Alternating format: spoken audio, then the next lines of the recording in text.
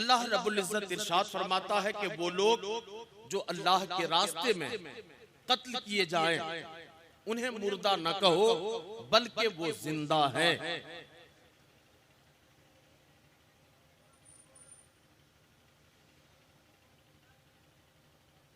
हजरत इमाम हुसैन और आपके तमाम रुफका और मुआविनीन जिन्होंने करबला में इस्लाम, अजमत इस्लाम और हक व सदाकत के लिए अपनी जान कुर्बान कर दी, अल्लाह रब्बुल इज्जत ने उन सब को अबदी जिंदगी का मालिक बना दिया और वो तमाम जिंदा हैं।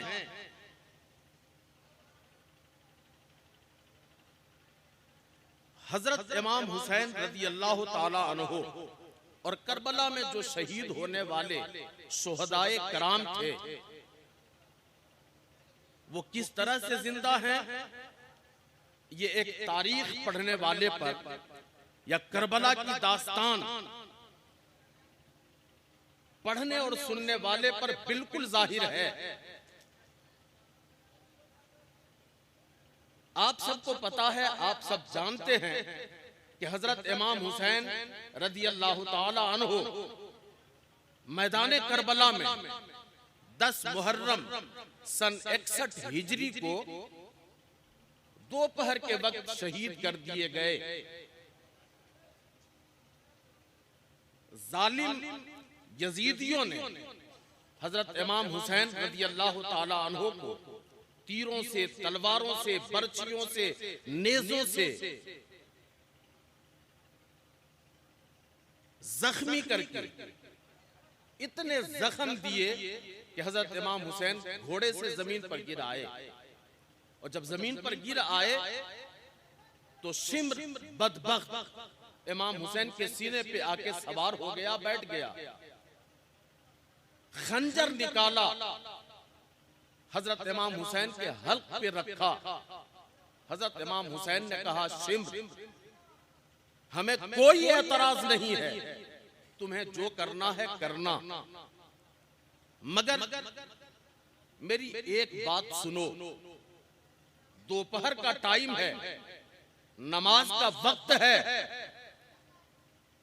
ऐसा करो मेरे सीने से उतर जाओ, मुझे पलटकर अपनी पेशानी जमीन पर रखने दो, मुझे सजदे की हालत में हो लेने दो,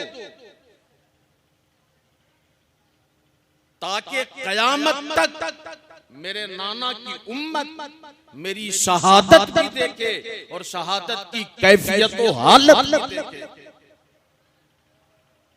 हजरत इमाम हुसैन के सीने से शिम्र उतर आया। हजरत इमाम हुसैन ने अपनी पेशानी जमीन पे रखी और जमीन पे रखकर बाज़ाब्ता तौर पर इमाम हुसैन ने उस वक्त जो तस्बीह पढ़ी थी, सजदे में जाकर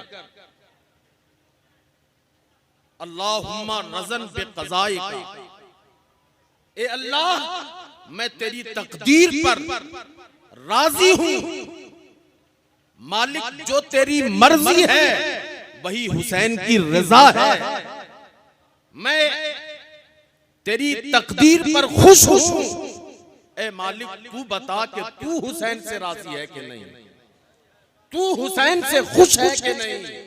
अल्लामा इकबाल ने इसी को कहा है, मशीयत ने पुकार के कहा, अल्लामा इकबाल की जुबान में मशीयत ने पुकारा कि हुसैन सजदे तो सबने किए मगर तेरा अलग अंदाज है और तूने वो सजदा किया जिस पर खुदा को नाज है। तो करबला का पैगाम और एक अहम पैगाम सजदे की हिफाजत भी है, मगर आज अफसोस की बात यह है कि करबला का जिक्र करने वाला, करबला का नाम लेने वाला, करबला वालों के नाम पर रोटियां खाने वाला, पलने वाला, चलने वाला, करबला तो उसे याद है, करबला वाले तो याद हैं, मगर उनकी कैफियत, उनकी हालत, उनका पैगाम और उन्होंने जो सुबह क़यामत तक हमें और आपको जो दर्स दिया था, हम उसे फरामोश कर बैठे हैं, हमने उन सबको भुला दिया। बहरहाल ये मेरा मौजूए सुखन भी नहीं है, सिर्फ मैं ये बताना चाहता हूँ कि वो लोग जो खुदा के रास्ते में कत्ल किए जाते हैं, मारे जाते हैं, हक और सदाकत की वजह से जो अपनी जान कुर्बान करते हैं, वो जिंदा होते हैं। हजरत इमाम हुसैन जिंदा है। 10 मुहर्रमुल हराम को इमाम हुसैन के सरे मुबारक को जिसमें अनवर से अलग कर लिया, यजीदियों ने अपने कब्जे में करके, आपने सुना होगा, नेज़े पे रख लिया। इमाम हुसैन के साथ दिगर जो शोहदाए करबला थे, उनके सरों को यजीदियों ने जिस्मों से अलग करके अपने कब्जे में कर लिया। तमाम सरों को नेज़ों पे रखकर बुलंद किया गया और उसे बुलंद करके शोर शराबे, ढोल बाजे, नाच गानों के दरमियान हू हंगामे और तमाशे करते हुए शहीदाने करबला के सरों का ये काफिला और ये जुलूस मुहर्रम की 12 तारीख को करबला से लेकर यजीदी लश्करों से कूफा के लिए रवाना हुए। कूफा पहुंचाया गया, सरों का ये काफिला कूफा पहुंचा। फिर कूफा में चंद दिनों रखकर वहां गलियों और बाजारों में घुमाया गया। तमाशा बना करके कूफा के गलियों बाजारों में शोहदाए करबला के सरों को घुमाया गया, नेज़े पे रख करके बुलंद किया गया। फिर जब यजीदी वहां इस बात से फारिग हुए तो उबैदुल्लाह इब्न जियाद जो कूफा का गवर्नर था, उसने हुक्म दिया कि इन सरों को इसी तरह नेज़े पे रखकर तुम यहाँ से लेकर यजीद के दरबार तक जाओ। चुनांचे उबैदुल्लाह इब्न जियाद के हुक्म पर 1000 यजीदी फौज सरों का ये काफिला लेकर और इमाम हुसैन के घर वालों को जो बाकी बच गए थे, उन्हें गिरफ्तार करके, पाबंदे सलासल करके और उन्हें कैदी बनाकर कूफा से दमिश्क यजीद के दरबार तक ले जाया जाने लगा। और ये 12 मुहर्रमुल हराम को 10 मुहर्रमुल हराम को मैदाने करबला में शहीद होने वाले शोहदाए करबला 12 मुहर्रमुल हराम को करबला से कूफा और कूफा से जब दमिश्क तक पहुंचा तो लोग बताते हैं, मुअर्रिखीन ने बयान किया है कि 20 दिन से ज्यादा का वक्त हो चुका था जब तमाम शोहदाए करबला के सर यजीदी सिपाहियों के पास नेज़े पे रखे हुए थे। और तमाम मुअर्रिखीन ने, सेका रावियों ने इस बात को नकल किया है कि तमाम सरों की हालत ये थी कि तमाम शोहदाए करबला के जो सर थे, उनकी पेशानियां चमक रही थी, उनके होंठ हिल रहे थे, आंखों में बिल्कुल रोशनाई और बीनाई बाकी थी। आप मुझे बताओ कि कोई सर जब जिस्म से अलग कर दिया जाता है तो कितने दिनों तक वो साथ रखने के काबिल होता है, कितने दिनों तक उसे साथ रखा जाता है? 2 दिन, 4 दिन, 5 दिन, इससे ज्यादा साथ नहीं रखा जा सकता है, इसलिए कि साथ रखने वाला इस काबिल ही नहीं होगा। मगर ये करबला में शहीद होने वाले इस्लाम के खातिर, नमाज के तहफ़्फ़ुज़ के लिए, अज़मत कुरान के लिए, नबी की शरीयत और सुन्नत के लिए जान देने वाले शहीदाने करबला है। 20 दिन से ज्यादा का टाइम हो गया है, 1 महीना के करीब का वक्त हो गया है, मगर तमाम सरों की हालत यह है कि जूं-जूं दिन दूर होता जा रहा है, पेशानियों की चमक बढ़ती चली जा रही है। तमाम शोहदाए करबला की सरों की हालत यह है कि होठों में जुम्बिश है, जुबानें चल रही है, तस्बीह और तिलावत की सदाएं बुलंद होती जा रही है। जोम के बोल दो सुभान अल्लाह। तो एक रवायत सुनाऊं, 10 मुहर्रमुल हराम को ये करबला में शहीद होने वाले शोहदाए करबला हैं, इन्हें कैदी बनाकर वहां से दमिश्क ले जाया गया यजीद के दरबार में। जब यजीद के दरबार में तश्त रखकर यजीद के पास पेश किया गया तो एक रवायत ये है कि कूफा वालों, दमिश्क वालों को पहले इस बात की खबर नहीं थी कि ये कौन लोग हैं, किन लोगों का सर है, ये कौन लोग हैं जिसे कैदी कैदी बनाकर लाया गया है, दमिश्क के बाजारों में और चौराहों में तमाशा बना करके घुमाया जा रहा है। जब आहिस्ते आहिस्ते अहले दमिश्क को ये खबर हो गई कि जिसे ये लोग कह रहे हैं कि ये यजीद का बागी है, यजीद का दुश्मन था, हुकूमत के खिलाफ बगावत करने वाले थे, दरअसल ये तो नबी के घर वाले हैं, ये औलादे फातिमा हैं, ये आले हुसैन हैं, ये आले पैगंबर हैं। जब लोगों को ये खबर हो गई तो दमिश्क में तरह तरह की बात होने लगी। यजीद बड़ा मक्कार था, यजीद ने सोचा कि अगर जरा ताखीर की जाए तो कहीं ये ना हो कि दमिश्क की कैफियत बदल जाए और यहाँ के लोग बगावत में निकल पड़े। चुनांचे यजीद ने हुक्म दिया कि जल्दी करो, इन सरों को कहीं ठिकाने लगा दो। यजीद के हुक्म पर एक रवायत ये है कि यजीद के हुक्म पर तमाम शोहदाए करबला के सरों को दमिश्क के जामा मस्जिद के पूर्वी मनारे के किनारे आज भी एक जगह ज़ियारत गाहे खासो आम है, जिसे मशहदे इमाम हुसैन के नाम से जाना जाता है। यजीद के हुक्म पर रातों रात तमाम शोहदाए करबला के सर इमाम हुसैन के सर के उसी जगह पे दफन कर दिया गया। एक रवायत तो ये है। दूसरी रवायत ये है कि यजीद ने हुक्म दिया कि तमाम सरों को लेकर तमाम सरों को यहाँ से और ये जो आले नबी हैं इनको हिफाजत के साथ इज्जत और एहतराम के साथ मदीने ले जाके पहुंचाया जाए। वापसी में दमिश्क से जब ये करबला के रास्ते आए तो तमाम शोहदाए करबला के सरों को हजरत इमाम हुसैन के सर को भी करबला के मैदान में दफन कर दिया गया। तीसरी रवायत ये है कि दिगर शोहदाए करबला के सरों को तो वापसी में करबला में दफन कर दिया गया, मगर इमाम पाक के सरे मुबारक को हजरत इमाम ज़ैनुल आबिदीन अपने साथ लेकर मदीनतुल मुनव्वरा पहुंचे। और जब मदीना पहुंचे तो मदीना पहुंचने के बाद सहाबा कराम ने जन्नतुल बकी में सैयदा फातिमा तुज़ ज़हरा के मज़ारे पुरानवार के पायतानी में दफन कर दिया। मगर एक रवायत और जो मेरे इल्म और मुताले में है वो भी मैं सुना के अपनी बात खत्म करूं। एक रवायत तो ये है, रवायत ये है कि इमाम हुसैन का सरे मुबारक, आपका जिस्म मुबारक करबला में है और आपका सरे मुबारक मदीनतुल मुनव्वरा में है। ये सबसे सही तरीन रवायत है। मगर एक रवायत चूंकि फजीलत के हवाले से है इसलिए ये रवायत भी आपको सुनाना जरूरी है और आपके लिए भी बड़ी नेक है। आप सुनेंगे तो आपका अकीदा और ईमान मचल जाएगा। एक मर्तबा मचल के कहो सुभान अल्लाह। जब शोहदाए करबला के सरों को दुनिया भर में घुमाते फिराते हुए ये यजीदी लश्करों से दमिश्क पहुंचे, एक महीना के करीब का वक्त हो गया था। हर इलाके में दूर दराज तक ये बात फैल गई थी कि कुछ बड़े घराने के लोग हैं, कुछ इज्जतदार लोग हैं, कुछ जिन्हें भूखा प्यासा रखकर करबला में शहीद कर दिया गया है, उनके सरों को काट के नेज़े पे रखा गया है। एक महीने का वक्त हो गया है मगर तमाम सरों की हालत ये है कि पेशानियां चमक रही हैं, जुबानें चल रही हैं, सदाएं निकलती जाती हैं, वो वज़ाइफ को तिलावत की आवाज निकलते जाती है। लोग सुनते थे और उनके दिल में शौक पैदा होता था कि जरा चल के उन बाबरकत शख्सियात के सरों की जियारत की जाए। उलमा और मुअर्रिखीन बयान करते हैं कि जब लोग आते शोहदाए करबला के सरों को देखते और जो लोग देखते अगर बेईमान होते तो शहीदाने करबला के सरों की जियारत के सदके अल्लाह उन सबको ईमान की दौलतों से माला माल कर दिया गया।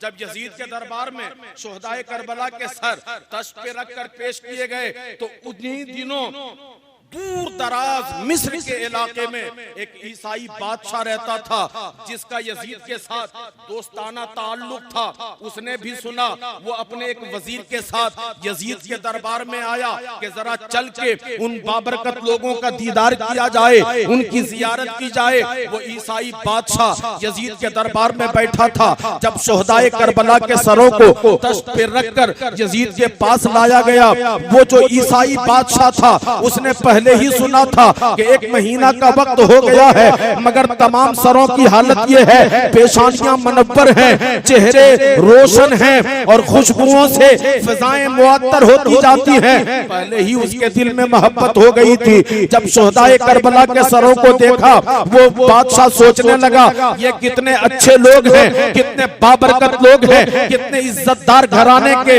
ये अफराद हैं कि इनके सर 1 महीना हो गए काटे हुए जिस्म से, अलग किए गए जिस्म से, मगर अब तक किसी के चेहरे में जरा भी कोई तब्दीली नहीं आई है, बल्कि जितना जमाना दूर होता जा रहा है खुशबुएं उतनी अच्छी फैलती जाती हैं। ये सोचने लगा ये कितने अच्छे लोग हैं, और जिन लोगों ने इन इज्जतदार लोगों को, इन बरगुज़ीदा शख्सियत को भूखा प्यासा रख करके शहीद कर दिया, वो कितने रजील लोग हैं, उनका क्या अंजाम होगा, उनकी क्या हालत होगी। ये ईसाई बादशाह यजीद के पास बैठे ये सब सोच रहा था।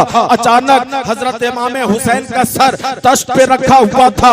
उलमा बयान करते हैं लबे इमाम हिले और एक आवाज निकली, सयालमुल लजीना ज़लमू अय्यामुन क़लबी यनक़लिबून। ए बादशाह तू क्यों परेशान होता है, अनकरीब दुनिया देख लेगी, जमाना जान जाएगा कि जो जुल्म करने वाला होता है शिकस्त उसी की होती है, जो जालिम होता है हार उसी की होती है, और जो हक व सदाकत के रास्ते पे चलता है फतह और जीत उसी की नसीब में लिखी जाती है। जब बैठ जाइए, जब उस ईसाई बादशाह ने अपने दिल में पैदा होने वाले सवाल को सुना, तो अब उस बादशाह के दिल में पहले ही से इमाम हुसैन की मोहब्बत थी। अब जो मोहब्बत थी वो मोहब्बत और बढ़ गई। झूम के बोल दो सुभान अल्लाह। जब मोहब्बत बढ़ गई, कुछ देर के बाद बादशाह ने कहा, ए यजीद ये तो तेरे मुताबिक तेरा बागी था, तेरा दुश्मन था, ऐसा करो तेरा तो काम हो गया, एक काम करो ये जो सरदार का सर है ये सर हमें दे दो, ये सर हमें दे दो। एक रवायत में आया है कि यजीद ने उस ईसाई बादशाह को इमाम हुसैन का सर यूं ही दे दिया। और दूसरी रवायत में बाज़ मुअर्रिखीन ने लिखा है उस जमाने में उस ईसाई बादशाह ने कहा, ए यजीद ये जो सरदार का सर है मुझे दे दो, इसके बदले में हम तुझे 30,000 सोने के दीनार देते हैं। उस ईसाई बादशाह ने इमाम पाक का सर 30,000 दीनार दे करके यजीद से लिया। यजीद बड़ा लालची था, इमाम हुसैन का सर दे दिया। वो ईसाई बादशाह सरे इमाम लेकर अपने मुल्क पहुंचा और मुल्क के खजाने में हुसैन पाक का सर रख दिया, ये कह करके कि मैं चाहता हूं कि इस सर के बरकत से हमारे मुल्क का खजाना हमेशा आबाद रहे, दुश्मनों से बचा हुआ रहे। झूम के बोलो सुभान अल्लाह। मगर मुअर्रिखीन ने लिखा है, और जो बात सुनाने के लिए मैंने ये रवायत शुरू की है वो बात भी आपको सुनाऊं। उलमा कहते हैं चंद बरसों के बाद जमाना बदल गया, वक्त बदल गया, हालत बदल गई। वो बादशाह जिसने इमाम हुसैन का सर खरीदा था, उस बादशाह के मुल्क पर एक बड़े बादशाह ने हमला कर दिया और बड़ा जोर का मुकाबला हुआ। लश्कर दोनों तरफ से आमने सामने हुई, सख्त मुकाबला हुआ। सरे इमाम खरीदने वाला बादशाह मैदान में मारा गया, उसके फौज को शिकस्त हो गई और इस मुल्क पर एक नए बादशाह का कब्जा हो गया। ये जो नया बादशाह था ये भी मुसलमान नहीं था, ये भी ईसाई था। मुल्क पर दूसरे बादशाह का कब्जा हो गया, जमीनों पे कब्जा हो गया, तख्तो ताज पे कब्जा हो गया, लश्करों से बाह पे कब्जा हो गया, सब कुछ मिल गया और सब कुछ पे कब्जा कर लिया। मगर इस नए बादशाह को अगर न मिला तो पहले के बादशाह का खजाना ना मिला। क्या नहीं मिला भाई बोलो, सब बोलो क्या नहीं मिला, खजाना नहीं मिला। अच्छा निगाह के भाइयों एक बात बताओ, आप खजाना मिल सकता है? जिस खजाने का मुहाफिज इमाम हुसैन हो, वो खजाना किसी दुश्मन के हाथ आ सकता है? नहीं, खजाना नहीं मिला।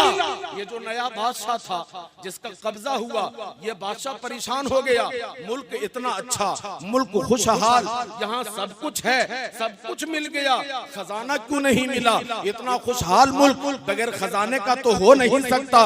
बादशाह ने जासूस मुकर्रर किए, पता करो बैतुल माल कहाँ था, पहले का बादशाह खजाना कहाँ रखता था। जासूसों ने तलाश शुरू की, मगर तलाशे बेसयार के बाद एक दिन जासूसों ने आकर बताया, बादशाह मुबारक हो। बादशाह ने कहा अच्छा, खजाने का पता चल गया? जासूसों ने कहा खजाने का तो पता नहीं चला है, मगर एक बात का पता चला है, एक बात मालूम हुई है, वो ये कि पहले का जो वजीर खजाना था, फाइनेंस मिनिस्टर था, वो जिंदा है, हमारी गिरफ्त में है और हमारे जेल में है। नए बादशाह ने कहा फिर तो उस वजीर को मेरे दरबार में लाओ। फौरन पुराने वजीर को दरबार में लाया गया। बादशाह का दरबार लगा, बादशाह तख्त पे बैठा। वजीर खजाना जो पुराना था उसे बेड़ियों में जकड़कर तख्त के नीचे खड़ा किया गया। बादशाह ने इंतहाई गरजदार आवाज में पूछा, बता तेरा बादशाह खजाना कहाँ रखता था, तेरे मुल्क का बैतुल माल कहाँ था? ये पुराना वजीर दरबार में खड़ा बेइतनाई से मुस्कुराता हुआ इस ये कह रहा था, ए बादशाह ज्यादा चीखो चिल्लाओ मत, तू चीख चिल्लाकर, तू गरज बरस कर हमारा कुछ नहीं बिगाड़ सकता है। मैं सब कुछ कह दूंगा मगर खजाने के बारे में कुछ भी नहीं कह सकता। बादशाह को और गुस्सा आ गया। बादशाह ने कहा जल्लादों को बुलाओ। जल्लाद बुलाए गए, कोड़ा बरसाने वाले आए, लाठी डांग लेकर के बुलाए गए। बादशाह ने हुक्म दिया कि अब इसे मारो। हर मार के बाद इससे पूछो कि खजाना कहाँ रखता था। चुनांचे इसे मार मार के पूछा जाता, पता खजाना कहाँ है, मगर जितनी मार पड़ती इसकी हंसी उतनी पड़ती जाती। और ये वजीर कहता, बादशाह तू मार के या तेरा जल्लाद मेरा कुछ नहीं बिगाड़ सकते। बादशाह तेरे मन में जो आए कर लो, मैं सब कह दूंगा मगर खजाने के बारे में कुछ भी नहीं।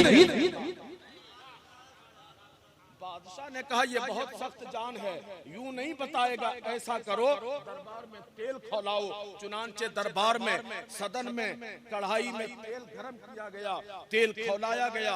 जब तेल गरम हो गया, लोहे की एक रिंग, एक ऐसी टोपी लोहे की जिसकी चांदनी खाली, उसके सर पे पहनाकर गरम खौलता हुआ तेल उसके सर पे डाला जाता और उससे पूछा जाता, बता तेरा बादशाह खजाना कहाँ रखता था, तेरा बैतुल माल कहाँ था। मगर जितना गरम तेल डाला जाता ये उतना ही हंसता मुस्कुराता कहता, बादशाह हो गया, मैंने पहले भी कहा था अब भी कहता हूँ, तू मेरा कुछ नहीं बिगाड़ सकता, सब कह दूंगा खजाने का नहीं कह सकता।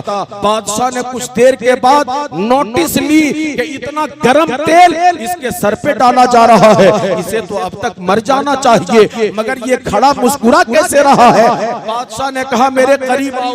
करीब लाए गए। बादशाह ने कहा एक बात बता, खजाने का बाद में बताना, बैतुल माल का बाद में बताना, पहले ये बता इतना गरम तेल तेरे सर पे डाला जा रहा है, तुझे तो तड़प के मर जाना चाहिए, मगर तू अब तक जिंदा कैसे है। वजीर ने कहा बादशाह सुनना चाहते हो, सुनो, बड़ी मोहब्बत की बात है। तुमसे पहले जो बादशाह था मैं उसके साथ यजीद के पास गया था, जब करबला वाले शहीदों का सर यजीद के दरबार में आया था, हमारे बादशाह ने यजीद से इमाम हुसैन का सर लाया था, और हुसैन का सर जब बादशाह ने मेरे हाथ में दिया था, मैंने इमाम हुसैन का सर देखा, मेरे दिल में मोहब्बत हो गई। जब मोहब्बत हो गई, मेरे सर पर जो पगड़ी थी मैंने वो पगड़ी फेंक दी और अपने नंगे सर पर इमाम हुसैन का सर रखा। जिस दिन से मेरे सर को हुसैन का सर लग गया है, अल्लाह ने मेरे सर को हुसैन के सर के सदके से ये बरकत दी है कि लोहे के हथौड़े से मारो, हथौड़ा टूट जाएगा मगर मेरे सर को नुकसान नहीं पहुंचा सकता। जब इस बादशाह ने सुना, बादशाह ने कहा अगर बात ये है तो मैं गवाही देता हूँ हुसैन सच्चे हैं, हुसैन का दीन सच्चा है, हुसैन का नाना, हुसैन का घराना सच्चा है। लोगों गवाह रहना, मैं भी हुसैन के नाना का दीन कबूल करता हूँ। और इस बादशाह ने भरे दरबार में कलमा पढ़ लिया, ला इलाहा इल्लल्लाह मुहम्मदुर रसूलुल्लाह। तो ये हुसैन है करबला वाले जो जिंदा हैं, बल्कि सुबह क़यामत तक मुर्दा दिल अगर हुसैन का नाम ले ले, हुसैन का जिक्र कर ले, हुसैन का जिक्र सुन ले, तो उनके मुर्दा दिलों में जिंदगी। अल्लाह फरमाता है वला तक़ूलू लिमन युक़तलू फी सबीलिल्लाहि अमवात बल अहयाउ वलाकिन ला तशउरून। अल्लाह ताला हम लोगों को करबला वालों के पैगाम को समझने की और समझकर उस पे अमल करने की अल्लाह तौफीक अता फरमाए। अस्तगफिरुल्लाह रब्बी मिन कुल्लि ज़ंबिन व अतूबु अलैहि।